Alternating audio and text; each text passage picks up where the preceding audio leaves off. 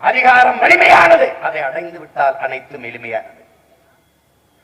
ஒரு அற்பத்தி இந்த திமுக ஒரு ஆட்சியை பிடிச்சுக்கிட்டு என்ன ஆட்டம் 2-3 ஆண்டுகள்ல. அதுக்கு பேரு இதுக்கு பேரு அங்க சமாதி இங்க சமாதி. இந்த துறைமுருகன் சொன்ன மாதிரி மொழி பொறியெல்லாம் எங்க படுத்துக்காங்க பப்பண்டா. இதே கடற்கரையில மொழி போர் ஈகி இருக்கு பப்ப. நான் நினைவிட எப்படி வைக்கிறேன் பாரு. ஆனா நீ வச்சிருக்க சமாதி எந்த இடத்துக்கு போகுதுன்னு எவனுக்கும் தெரியாது.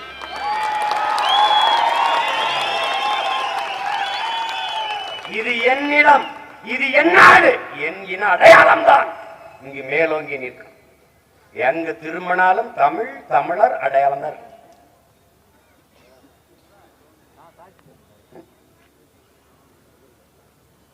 எல்லாம் போச்சு. பேசிட்டு இருந்து கை வச்சு வாங்கிட்டு சும்மா அப்படி போட்டு இந்த வாக்குக்காக நிக்கிறவன். நான் வாக்குக்காக வந்தவன் அல்ல, என் இன மக்களின் வாழ்க்கைக்காக வந்தவன். ஓட்டுக்காக பேசுறவனுக்கு தான் தடுமாற்றம் இருக்கும். நாட்டுக்காக நிக்கிற எங்கிருந்து தாம் தமிழர் பிள்ளைகளுக்கு எந்த தடுமாற்றம் இல்லை.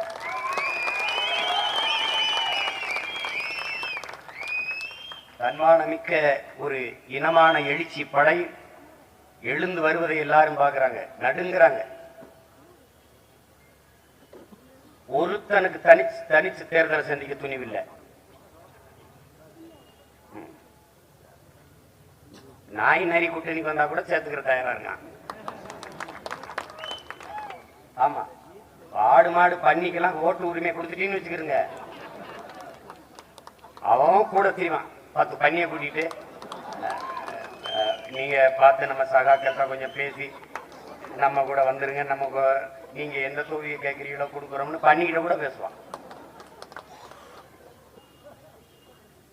தலைவன் என்பவன் தன் மண்ணை மக்களை பேரன்பு கொண்டு நேசிக்கணும், நம்பணும். நான் என் மக்களை பேரன்பு கொண்டு காதலிக்கிறேன். அவன் ஹேட்யூனால நான் ஐ லவ் யூ தான். அவன் ஹேட்யூனா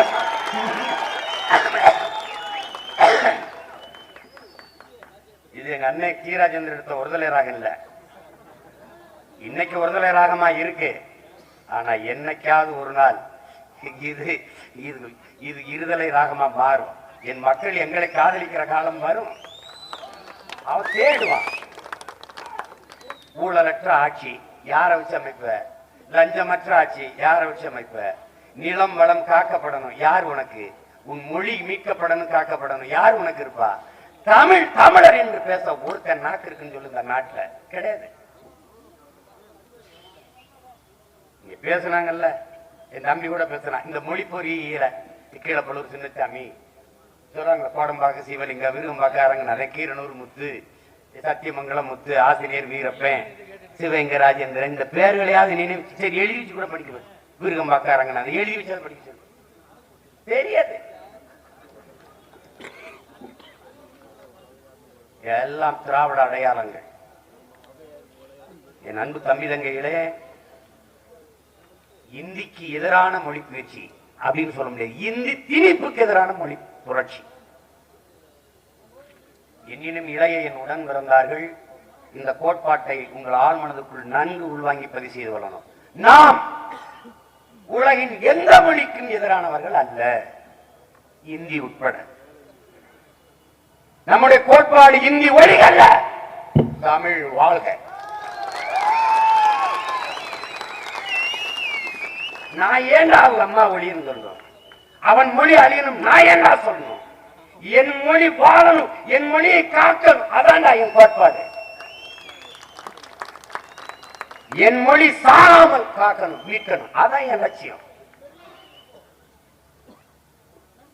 சமஸ்கிருத மொழியை கட்டாயம் படிக்கணும்னா எல்லா பள்ளிக்கூடங்களையும் கல்லூரியிலும் சமஸ்கிருத மொழி கற்பிக்கப்படுது. ஆசிரமங்கள், பெரிய பெரிய மடாலயங்கள், எல்லா இடங்களிலும் சமஸ்கிருதம். இந்தியாவில் பல்வேறு மொழிவழி மாநிலங்கள் பிரிக்கப்பட்டது. மதத்திற்காக மாநிலங்களா, சாதிக்காக மாநிலங்கள் இல்லை. மொழி வழியே தேசிய இனங்கள், நிலங்கள் அதான் பிரிக்கப்பட்டது. இதிலே சமஸ்கிருதத்திற்கு பிரிக்கப்பட்ட மாநிலம் எது, எத்தனை? அவர்களே கொடுத்திருப்பது 22,000 சொச்சம் பேர் தான். 670 பேரோ 80 பேரோ தான் சமஸ்கிருதத்தை பேசுறாங்கன்னு கொடுத்துருக்காங்க. சமஸ்கிருதத்திலே கோயிலிலே மந்திரம் சொல்லி வழிகிடுற குருமார்கள் அவர்களுக்குள்ளே சமஸ்கிருதத்தில் பேசிக்கொள்வதில் உடன் பிறந்தவர்களே.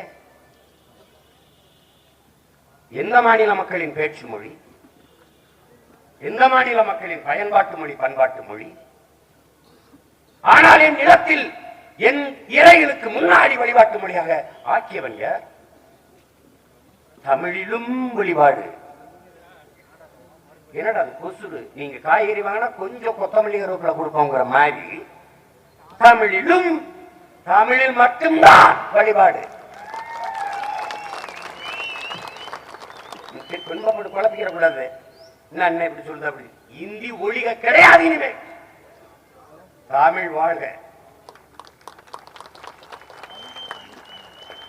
உலகின் எம்மொழியும் கற்போம் நாங்கள் வாழ்வதற்கு.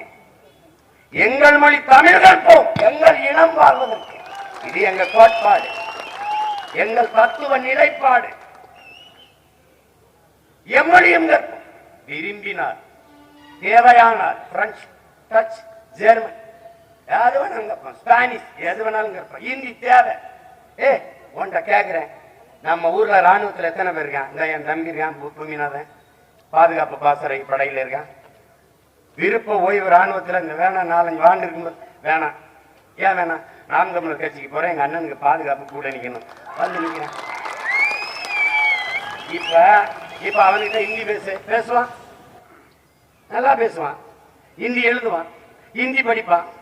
இங்க படித்து விட்டு ஹிந்தி தெரிந்து கொண்டு ராணுவத்துக்கு போனானா இங்க போய் கத்துக்கிட்டானா? மொழி என்பது, உணவு என்பது, உடை என்பது காலம் தீர்மானிக்கும், இடம் தீர்மானிக்கும். பிரெஞ்சு படிச்சுக்கிட்டேன்.